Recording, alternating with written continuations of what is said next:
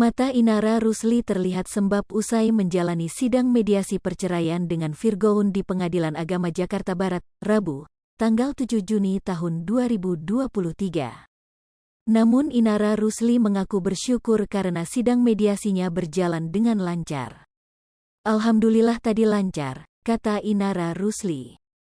Namun minggu depan Inara Rusli akan kembali menjalani sidang lanjutan dengan Virgoun. Inara Rusli menegaskan bahwa tak akan mau rujuk dengan Virgoun. "Lanjut sidang," sebut Inara Rusli. Sidang mediasi antara Inara Rusli dan Virgoun memang berlangsung cukup lama. Namun Inara mengaku bahwa dalam pembahasannya, hakim di persidangan lebih banyak membahas soal hak asuh anak. Inara membenarkan jika Virgoun juga meminta hak asuh anak jatuh ke tangan Virgoun.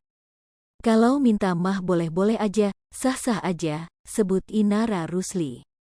Namun sebagai ibu Inara Rusli akan tetap memperjuangkan hak asuh anak agar jatuh ke tangannya. "Karena kan nggak bisa kalau hak asuh anak itu diasuh bersama, kecuali kalau misalnya rujuk," sebut Inara Rusli. Apalagi menurut Inara Rusli anak-anaknya masih berusia di bawah 12 tahun. "Tapi pengajaran mereka masih ada di bawah aku, jadi aku berhak untuk mendapatkan hal asuh anak," sebut Inara Rusli. Terkait urusan nafkah, Inara Rusli mengaku bahwa seharusnya Virgoun memberikan sesuai dengan kesepakatan. "Tapi kan prakteknya belum ya," kata Inara Rusli.